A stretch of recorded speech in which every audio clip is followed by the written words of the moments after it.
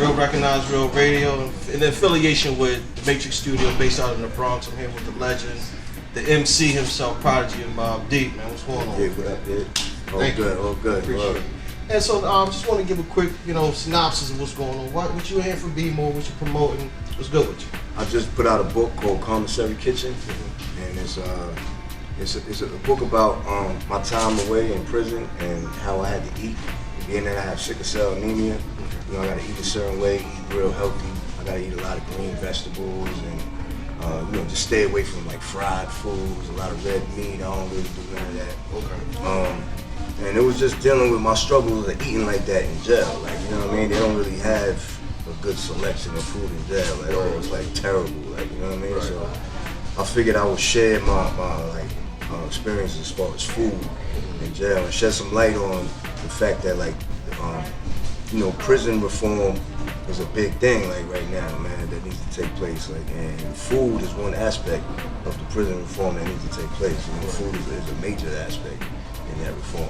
What would you say was like one of your favorite meals? I mean, no, I don't like to see nobody locked up, but when you had to do what you had to do, what was one of the go-to meals you would just, that's gonna take care of me for a couple? The main one I would make all the time is like the barbecue salmon and this macaroni salad with apples. That was pretty good. Like, I would make that like on the regular. You know what I mean?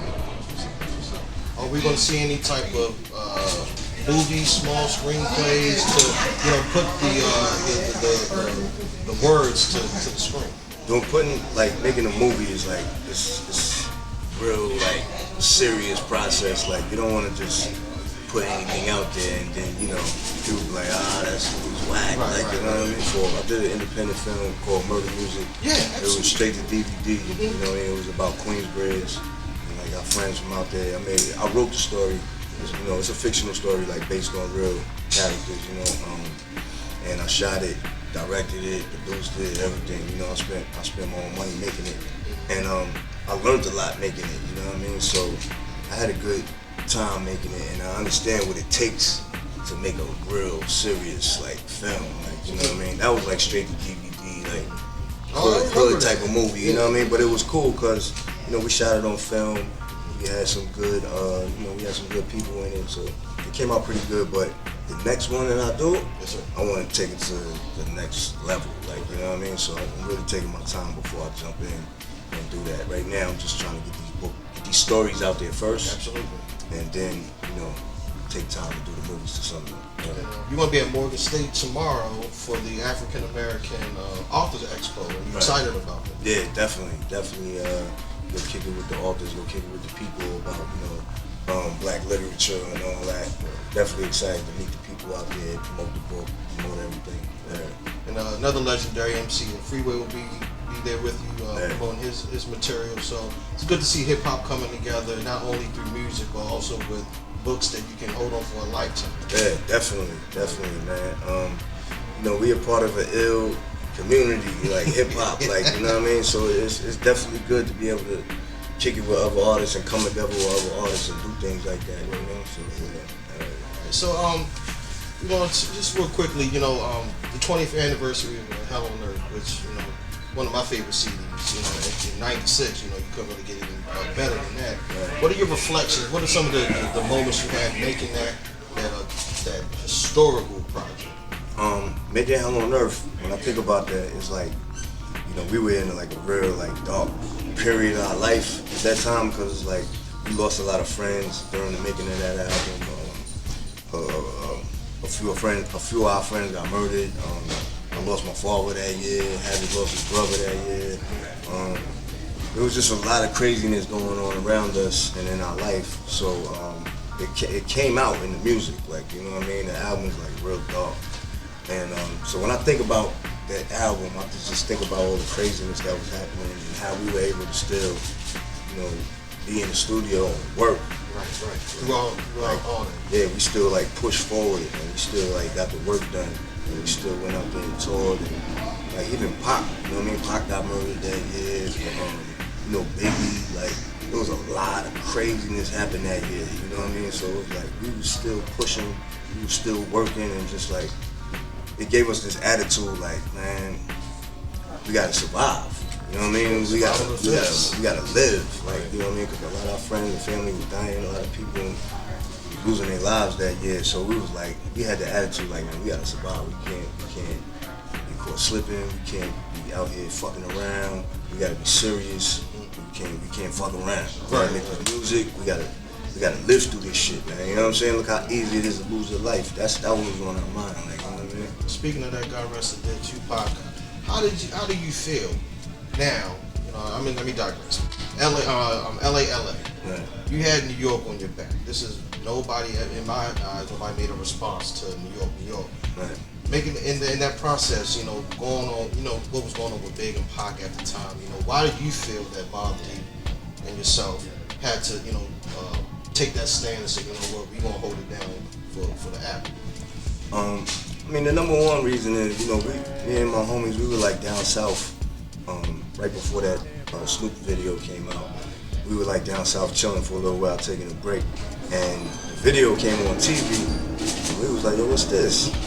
So they was like, you know, New York. We was like, all right, it's a cool song, and then the next thing you know in the video, he kicked over the Citibank building in Queens. That's like the tallest building in Queens. Word, okay. And then he was like stomping on buildings and like King Kong and Godzilla. We looking at this and like, hold up, that was kind of disrespectful, like what he just did. Yeah. So it made us like rush back home. We went back up to New York.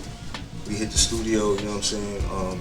We did the song with CNN, you know what I mean? And we just put it out there like on some retaliation. We was like, nah, it ain't going down like that, man. And it just so happened, it had nothing to do with, you know, Biggie. It had nothing to do with Pac, you know what I'm saying? It was just straight dog pound, Mobb Deep, you know what I'm saying? And then it just so happened that Pac and Biggie was beefing at the same time about something completely different, you know what I'm saying? So it just was like the perfect fucked up storm, like, you know what I'm saying? Yeah, man, that kind of put hip hop back a little bit, losing those two brothers. Even before that, you know, with ties and things like that. Yeah, but it was like it wasn't nothing like, you know, it wasn't really personal. It was like some hip hop shit, like, you know what I mean? They was rapping where they from, we was rapping where we from. Then at the end of the day, man, you know, we was lucky enough to have friends in common where we squashed all of that beef and deaded it, you know. Actually, how the dog pound and the Snoop whole beef got squashed is because of Alchemist, you know what I mean? Like, I had bumped into Snoop one time in Manhattan. We just randomly like bumped into each other. I'm walking up the block, he was like pulling up in his limo. I didn't even know who was in the limo. We just like happened to go in the same building. I'm like, yo, Snoop, what up, Snoop? This is the first time we seen each other in the whole, you know what I'm saying, the whole shit. Wow. He was with his man Trey D. Okay. Like, yo, what up, yo? Trey D was like, oh shit, Mobb Deep, what up, homie? Da. So I'm like, yo, where y'all going? He's like, yo, we're gonna buy some weed, we're gonna get some bud. I'm like, okay, bud, okay. So we hit the same floor of the elevator. I didn't even know they was going to see Al, like, you know what I mean? They didn't even know Al made beats. They didn't even know, like, nothing about Al. They just knew he had the bud, like, you know what I'm saying? So I had to tell them while we at Al crib, you know, we knocked on the door, Al looked through the peephole and see me and Snoop. He was like bugging, like, oh, what the fuck? So I had to tell them while we was at Al crib, I was like, yo, you know he make beats too. And they was like, oh, word? And that's how, like, Al started getting beats to Snoop and shit, like, after that. Word. Cool hip hop story. We need more of these stories out here. Yeah. And see what's going on with the social media stuff, and nobody in particular, but we also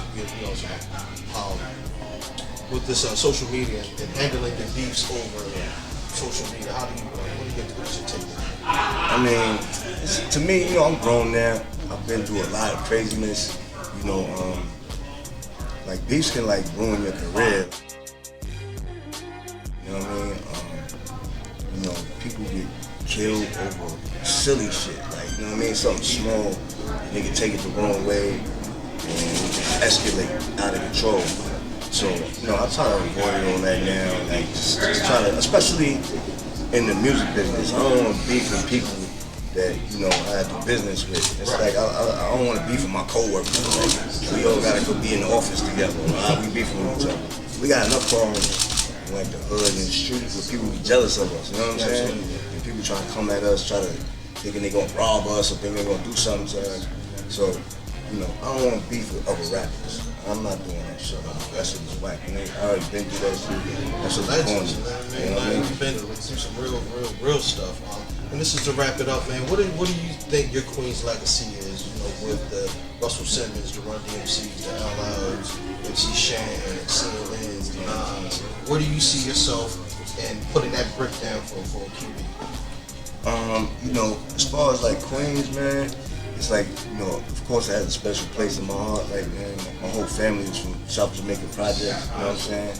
My mom's, my grandmother, my father, everybody is from South Jamaican Queens. Like, so, you know, I was raised in that neighborhood. I was raised in Hempstead, Long Island, you know what I mean? And I was raised in Left Rack. So it's like, Queens is like a major part of my life, like, and my family's life. So it's like, man, you know, I think, you know, just to represent that borough is just, it feels great, you know what I mean? Because, you know, you got L, you got Run DMC, you know, you got Mobb, Nas, you know, there's so much dope shit coming out of Queens, get 50, you know, so it's like, it feels good to be able to rep, you know, for the borough, where, you know, the whole family's from anyway, so it just feels good to keep that going, and keep that legacy going.